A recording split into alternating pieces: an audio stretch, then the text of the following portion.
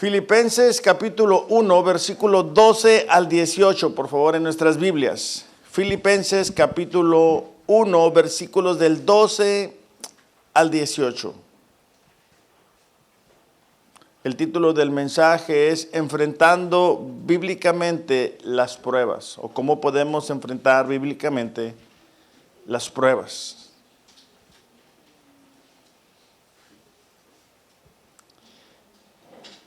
Quiero que sepan, hermanos, que las circunstancias en las que me he visto han redundado en un mayor progreso del Evangelio, de tal manera que mis prisiones por la causa de Cristo se han hecho notorias en toda la guardia pretoriana y a todos los demás. No sé si le pueden bajar un poquito al micro, por favor. Dice, la mayoría de los hermanos, confiando en el Señor por causa de mis prisiones, tienen mucho más valor para hablar la palabra del Señor sin temor. No, ahora se me hace que se fueron del otro lado. ¿Sí? Bueno, ustedes también. Ok, perfecto. Ya no le voy a pasar a él, ya no me hagas caso. Algunos, dice, a la verdad predican a Cristo por envidia y rivalidad, pero también otros lo hacen de buena voluntad. Estos lo hacen por amor, sabiendo que he sido designado para la defensa del Evangelio. Aquellos proclaman a Cristo por ambición personal, no con sinceridad, pensando causarme angustia en mis prisiones. Entonces, ¿qué? Que de todas maneras, ya sea fingidamente o en verdad, Cristo es proclamado, y en esto me regocijo, sí, y me regocijaré. La carta a los Filipenses es conocida como la carta del regocijo o del gozo. Es la línea melódica, es la repetición, es el énfasis de esta carta. Lo interesante es que descubrimos que esta carta fue escrita estando Pablo en prisión. Si bien le permitían haber rentado una habitación y estar ahí el tiempo en prisión, a fin de cuentas estaba privado de su libertad. Y es muy interesante porque nos damos cuenta cómo los caminos del Señor no son como los nuestros, no hace las cosas el Señor como nosotros lo haríamos. Pablo se encuentra en prisión, pero Pablo no se encuentra quejándose de sus circunstancias, no se encuentra dudando del Señor. Por el contrario, él está viendo cómo el progreso del Evangelio se da en medio de esas circunstancias. La mayoría de nosotros nos emocionamos cuando miramos algún pasaje donde Dios contesta una promesa o una oración. Nos emocionamos también nosotros en nuestra vida personal cuando Dios nos contesta una oración y nos dice que sí, y se abre una puerta que humanamente parecía imposible. ¿Cuántos de nosotros nos hemos alegrado, verdad, que estamos orando por algo y ese algo se abre de manera milagrosa y decimos, wow, este es nuestro Dios? Pero de repente las puertas no se abren, por más que estemos orando. No se abren porque no es esa la voluntad del Señor. No tenemos problemas en decir que Dios está en control. Espero que no, ¿verdad? Espero que todos creamos eso, que Dios es amor, que Dios nos contesta, que Dios nos ha contestado, que confiamos en Él. Pero de repente cuando las circunstancias no son como nosotros queremos, entonces pareciera que todo eso que creemos saber se nos borra de la mente. Y comenzamos a sumergirnos en dudas, en ansiedad, en depresión, en desánimo, porque olvidamos quién es nuestro Dios. Lamentaciones 3:37 dice, ¿quién será aquel que diga que sucedió algo que el Señor no mandó? ¿Hay algo que se escapa del control del Señor? La respuesta es no. El problema para nosotros es que queremos que Dios actúe como nosotros lo hiciéramos. Pablo es enviado a predicar el evangelio a Roma. Si tú eres como yo, pensaríamos en que lo enviaríamos con un grupo de gente que le ayudara, ¿verdad? Lo enviaríamos a un hotel 5 estrellas, lo enviaríamos con una dieta balanceada, probablemente cuidáramos su sueño para que pudiera estar descansado y preparado para las sesiones de predicación. Pero Dios no lo hace así. Dios le envía en calidad de un prisionero. Dios lo envía de tal forma que nosotros no lo hubiéramos hecho.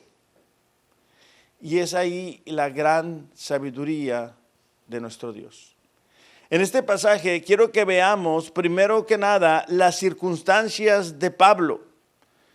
En el versículo 12 dice, quiero que sepan, hermanos, que las circunstancias en que me he visto, otra versión dice que me han venido, han redundado en un mayor progreso del evangelio. Y entonces el versículo 13 dice, de tal manera que mis prisiones por la causa de Cristo se han hecho notorias en la guardia pretoriana y a todos los demás. Versículo 14 dice, la mayoría de los hermanos, confiando en el Señor por causa de mis prisiones, tienen mucho más valor para hablar la palabra del Señor. Entonces nos damos cuenta que las circunstancias de Pablo es su prisión. Pablo estaba una vez más en prisión y tenía que comparecer ante el César, quien se distinguía por no ser una persona muy amable, más bien por ser cruel. Pablo había sido encarcelado a razón de una injusticia. En Hechos 21 leemos que Pablo fue al templo a presentar una ofrenda y le levantan una calumnia diciendo que había llevado a un gentil, es decir, a alguien que no era judío. Llega un grupo de personas y lo golpean de tal forma que si las autoridades no hubieran intervenido, Pablo hubiera muerto. Debido a que Pablo era un ciudadano romano, es llevado a Cesarea para esperar a tener un juicio donde esperó 2 años. Además de esto, él es casi asesinado por un grupo que se habían prometido no comer alimento hasta no asesinar a Pablo. Estando preso, él pudo dar testimonio delante de Félix, un gobernador romano, quien escuchaba a Pablo, pero no lo liberó porque él quería que le sobornaran.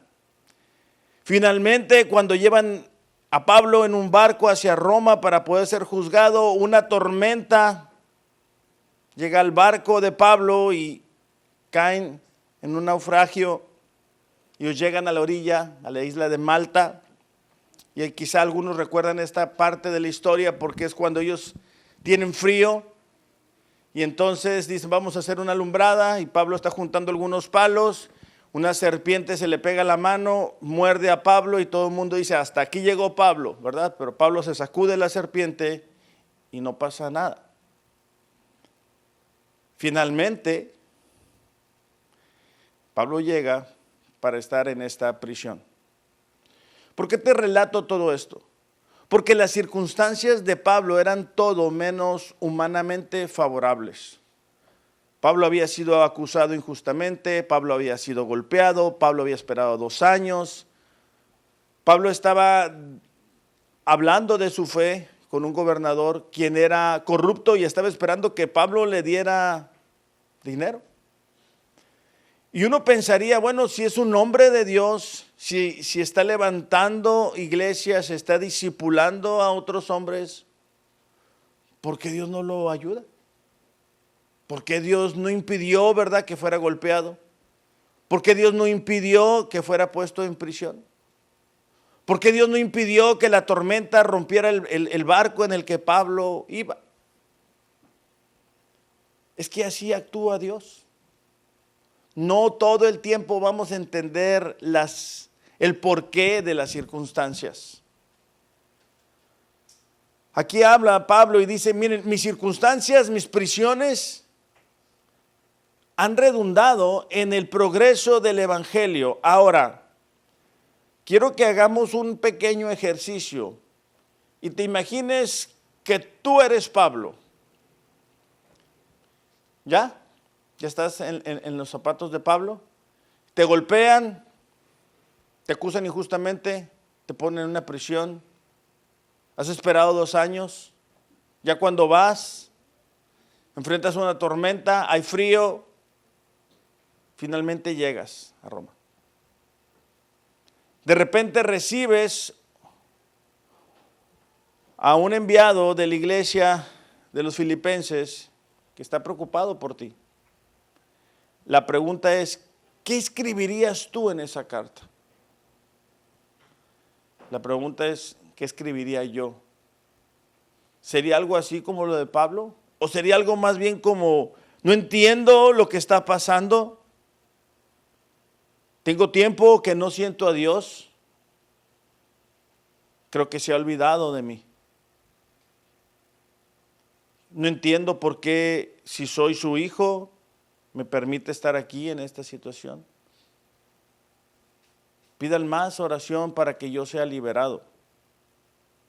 Pídanle a Dios para que cambie las circunstancias. ¿Serían esas tus palabras? ¿Serían esas mis palabras? Y Pablo no se toma el tiempo de describir con queja su situación, porque Pablo estaba enfocado en algo más grande que él, y era el progreso del evangelio.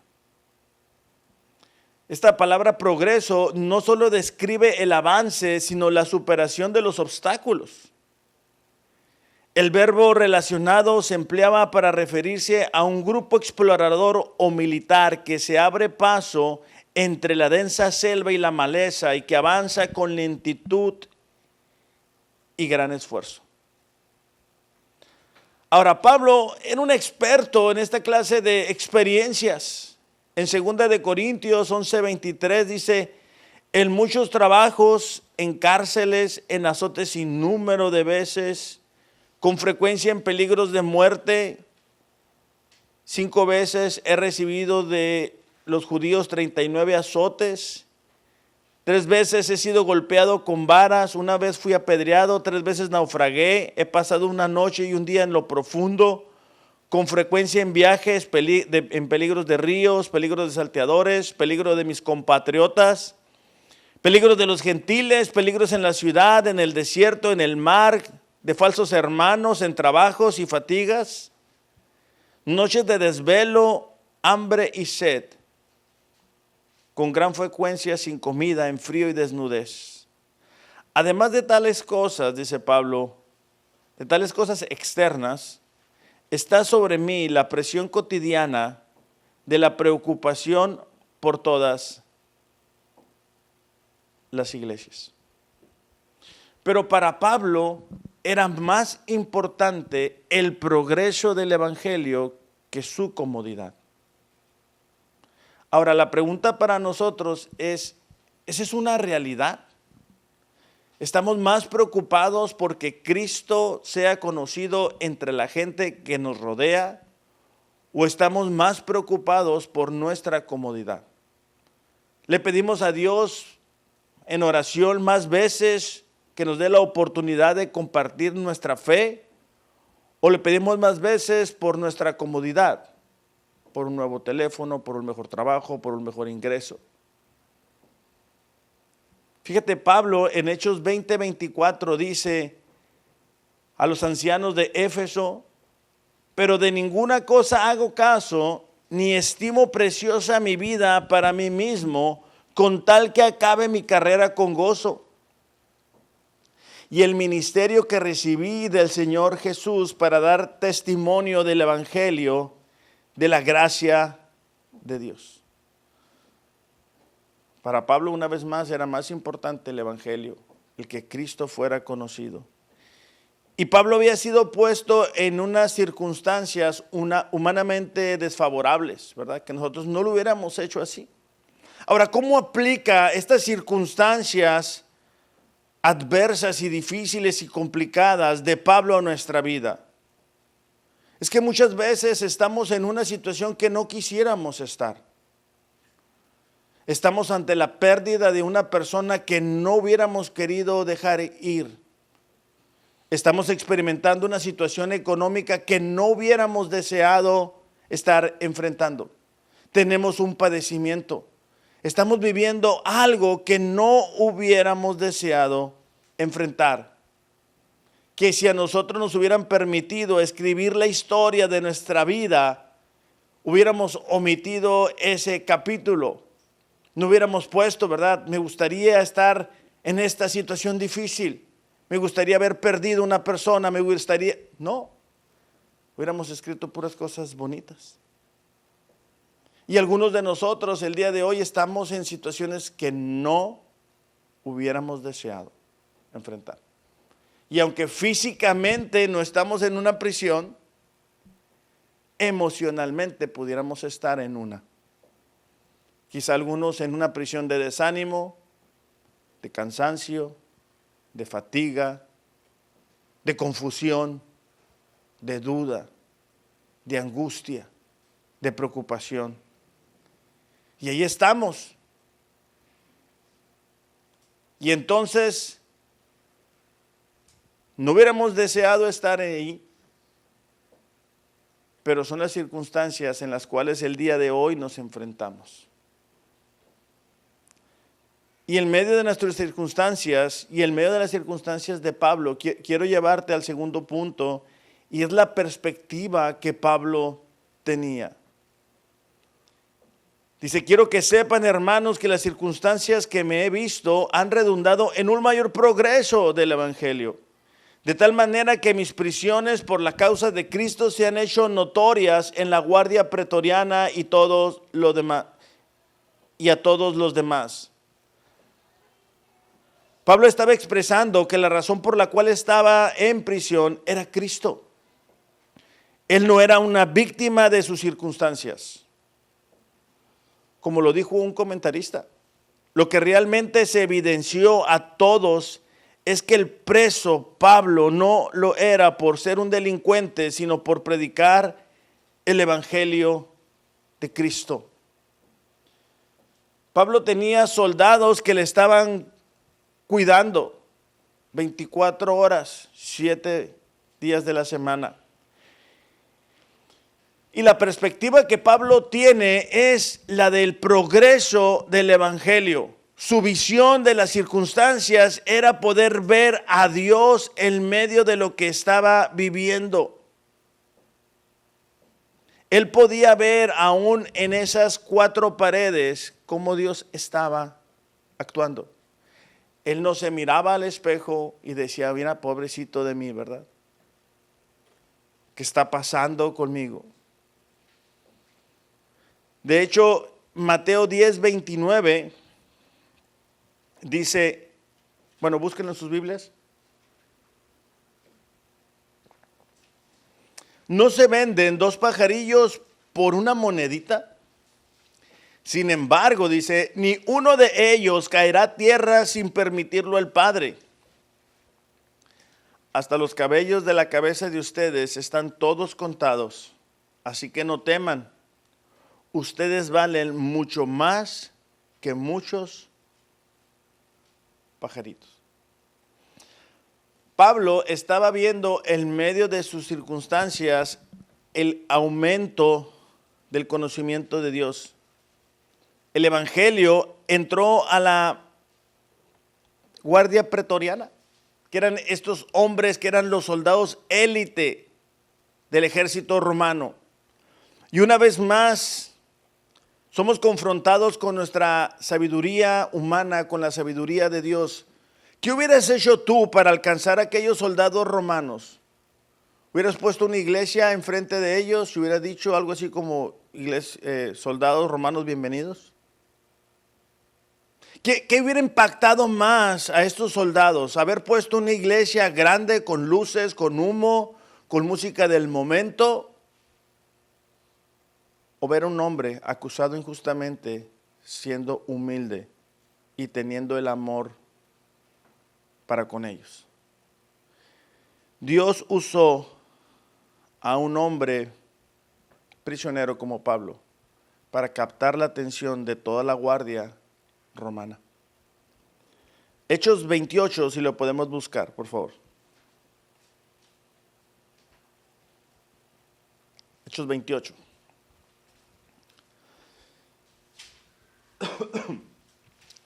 Dice, habiéndole fijado un día, vinieron en gran número a donde él se alojaba. Desde la mañana hasta la tarde les explicaba testificando fielmente sobre el reino de Dios, procurando persuadirlos acerca de Jesús, tanto por la ley de Moisés como por los profetas. Versículo 24. Algunos eran persuadidos con lo que se decía, pero otros no creían. Ahí mismo, versículo 30.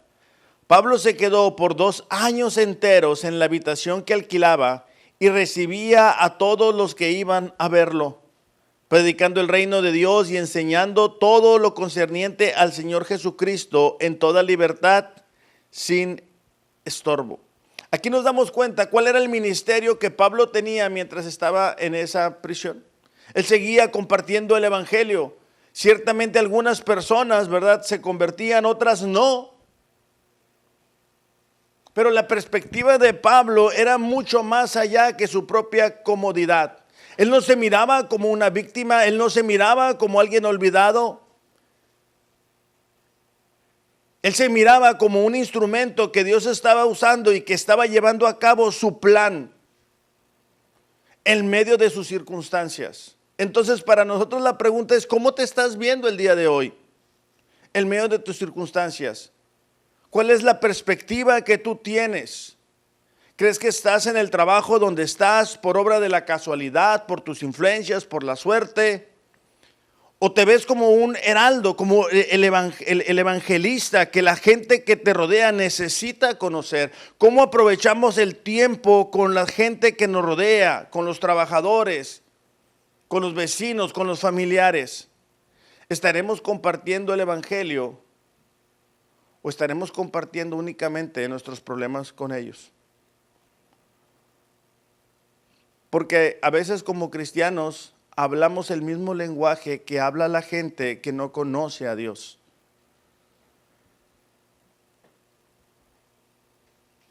Para los filipenses, ellos recibían la ciudadanía romana y eso tenía mucho valor, tenía muchos privilegios. Pero Pablo les recuerda en esta carta que su ciudadanía era la celestial, era la que era de arriba. Entonces, Pablo en medio de sus circunstancias adversas tenía la perspectiva correcta porque tenía una relación cercana con Dios. Y una vez más tenemos que preguntarnos cuál es la perspectiva que tenemos el día de hoy de las circunstancias que estamos enfrentando. Como iglesia sabemos que estamos enfrentando un proceso difícil. Pero ¿cómo lo estamos aprovechando? Tenemos la oportunidad de conocernos más y mejor. Tenemos la oportunidad de discipularnos mejor por ser pocos, de hablarnos, de compartirnos del evangelio, de fortalecernos, de animarnos, de apoyarnos, de estimularnos, de abrazarnos, de cuidarnos, de visitarnos. ¿Es esa la perspectiva que estaremos teniendo como iglesia o estaremos teniendo la perspectiva de estar preocupados por los que el día de hoy no están?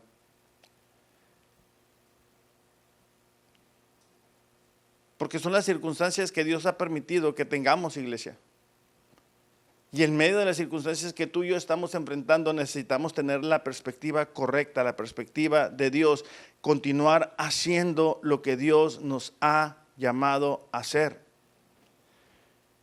Efesios 6:19 dice Pablo a los efesios, ¿verdad? Dice, oren por mí para que me sea dada la palabra al abrir mi boca, a fin de dar a conocer sin temor el misterio del evangelio, por el cual soy embajador en cadenas, que al proclamarlo hable sin temor como debo hablar.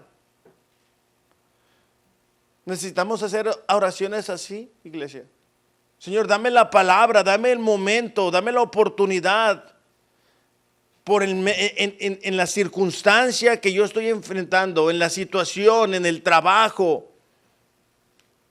Si estoy enfermo y tengo que visitar un hospital, bueno, en esta situación, dame la oportunidad, dame la sabiduría de saber hablar como debo de hacerlo. Mientras estemos en ese lugar. El problema pudiera ser que estamos muy enfocados en, Señor, muéveme de aquí, un mejor trabajo, Señor, dame aquello, Padre. Muéveme de aquí, ya no aguanto a este compañero, sácame, quítame, muéveme. Y en el lugar en donde estamos, Dios nos quiere usar para proclamar el Evangelio. Es cierto, no todos van a responder. A Pablo le sucedía. Aquí lo importante, iglesia, es que descansemos en esto. El resultado de proclamar el Evangelio no es nuestra responsabilidad. Nuestra responsabilidad es hablar de quién es nuestro Dios. Entonces, pasamos de las circunstancias que Pablo está enfrentando a la perspectiva que Pablo tenía. Y número 3, cómo él se afirmaba en su gozo. Dice, algunos a la verdad predican a Cristo. Pablo había dicho, ¿verdad? Quiero que sepan, filipenses, que las circunstancias que me han sucedido han redundado en el avance, en el progreso, a pesar de los obstáculos, a pesar de los soldados, a pesar de las dificultades, el Evangelio sigue avanzando, sigue creciendo. Y lo dice aquí, unos predican a Cristo por envidia y rivalidad, pero otros lo hacen de buena voluntad. Estos lo hacen por amor, sabiendo que he sido designado para la defensa del Evangelio. Aquellos proclaman a Cristo por ambición personal, no con sinceridad, pensando causarme angustia en mis prisiones. Pablo estaba diciendo, hay varios grupos. Hay gente que lo hace con una motivación equivocada. Su doctrina era correcta, pero su motivación no era la correcta. Pero otros lo hacen con la motivación correcta. Y hace una pregunta en el versículo 18 y dice, ¿entonces qué?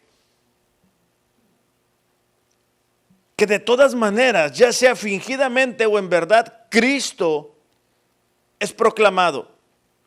Y en esto me regocijo, sí me regocijaré. Pablo, en medio de sus prisiones, dice, bueno, es cierto que hay personas que por motivaciones personales, egoístas, con el deseo, ¿verdad?, de hacerme algún daño, están proclamando a Cristo, pero yo no me fijo en eso.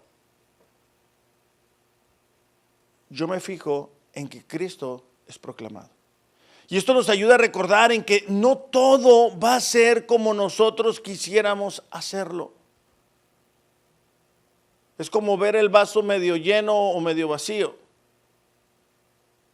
Y en medio de nuestras circunstancias, iglesia, necesitamos aprender a tener el gozo del Señor en medio de lo que estemos enfrentando. Y una vez más, aterrizándolo a nosotros como iglesia, porque sé que estamos atravesando este proceso. Si numéricamente no somos muchos, ten en cuenta que hay personas alrededor del mundo que no tienen una iglesia donde congregarse. Y deberíamos de gozarnos en la oportunidad de estar aquí como familia. Quizá no tenemos todo lo que quisiéramos tener, pero tenemos lo más importante, que es Cristo. Por eso es que es tan importante que reflexionemos acerca de la primera parte de este versículo 18. Entonces, ¿qué? Pablo parece estarse autorreflexionando de alguna manera, porque él dice, hay gente que predica a Cristo por buenas razones, otros por malas razones. Entonces, ¿qué voy a hacer?, dice él. Yo me voy a regocijar. Y la pregunta es para nosotros. Entonces, ¿qué? ¿Qué vamos a hacer? con las circunstancias que estamos enfrentando el día de hoy. Algunos podemos decidir desanimarnos, algunos podemos decidir desistir, algunos podemos decidir quejarnos, pero yo les tengo una mejor propuesta, que es lo que Pablo hizo: regocijarnos en que estamos en Cristo. Regocijarnos en la esperanza que tenemos de vida eterna.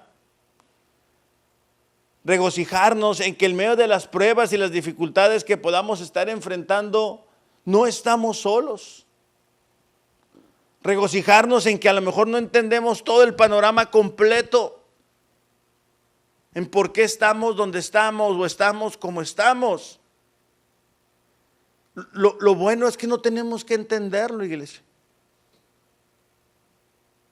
Solamente tenemos que aprender a confiar en el Señor.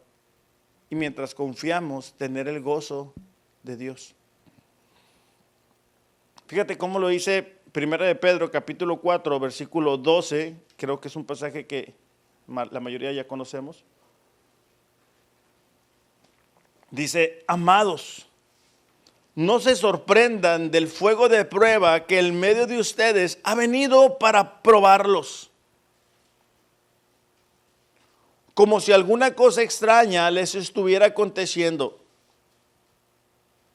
Antes bien, en la medida en que comparten los padecimientos de Cristo, regocíjense, para que también en la revelación de su gloria se regocijen con gran alegría. Entendemos que hay situaciones que estamos enfrentando de manera personal que son difíciles de sobrellevar, pero son la voluntad de Dios. La voluntad de Dios es buena, es perfecta y es agradable.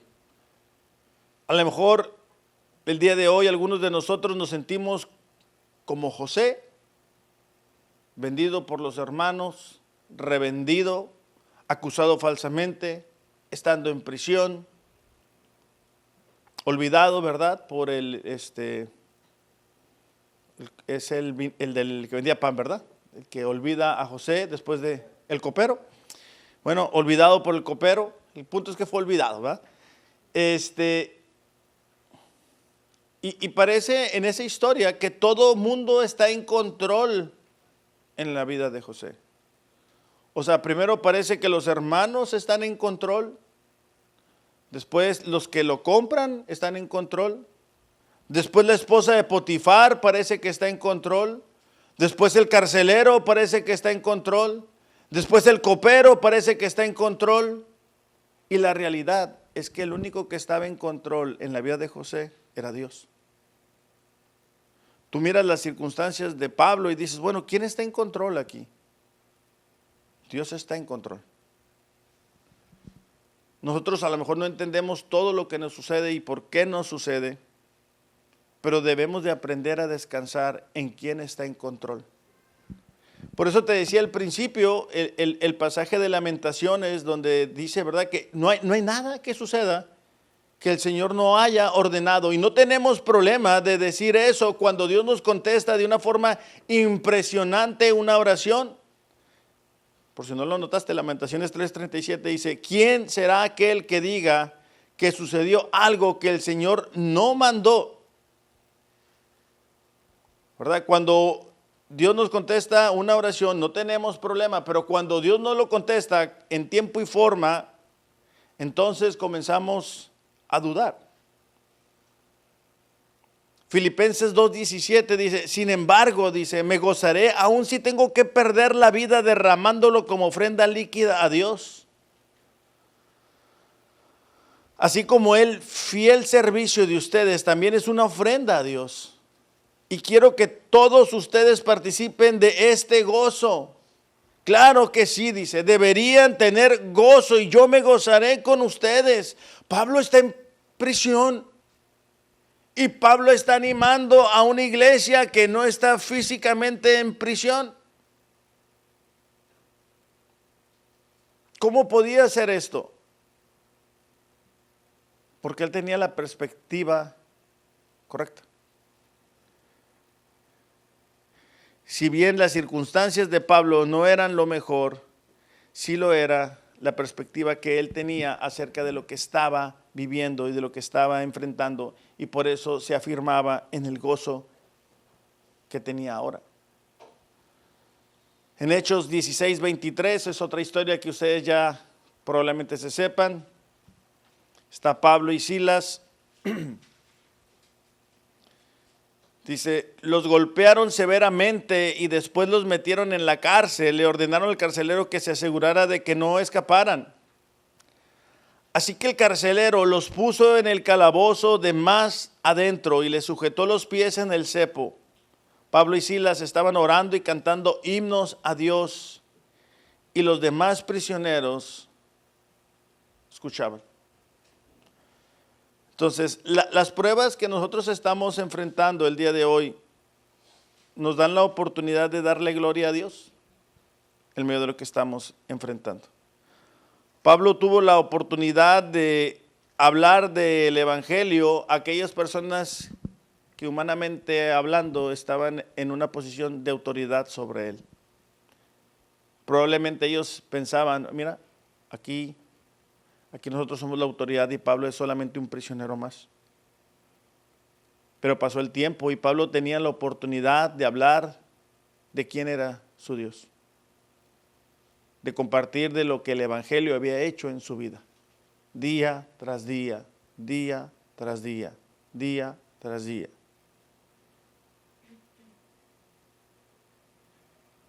Y los soldados miraban el testimonio de Pablo. Y llegó el punto donde, fíjate cómo en Filipenses capítulo 4, versículo 22.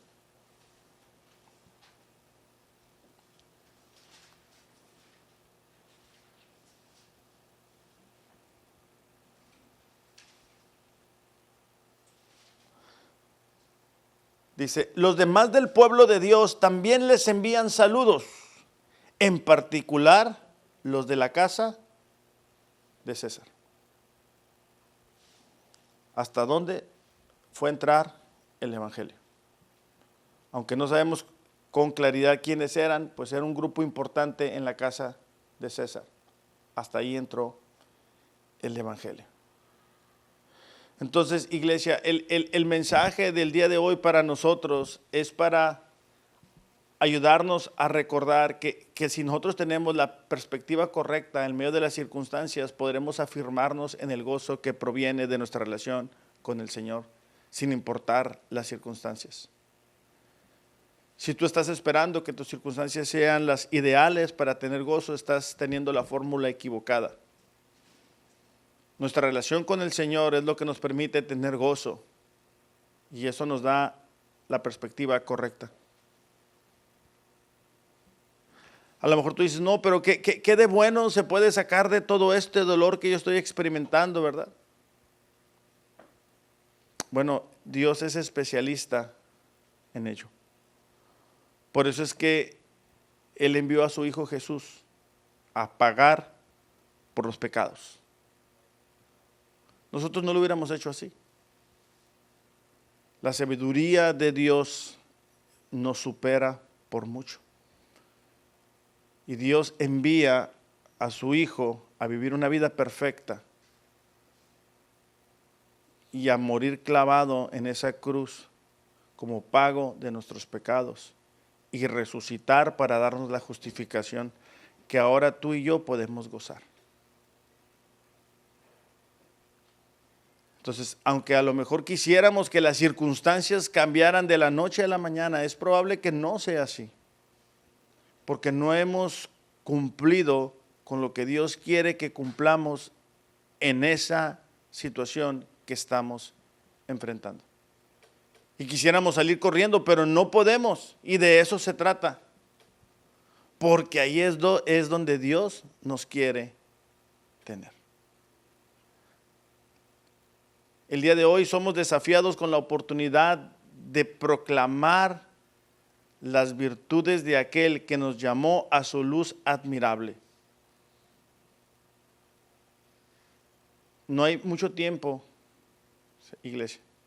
Tenemos que hablar de nuestra fe con la gente que nos rodea.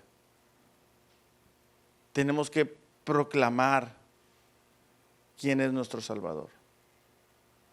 Estamos en contacto todos los días con gente que no conoce a Dios. No te acostumbres a hablar su idioma. No te acostumbres a hablar de lo que ellos hablan.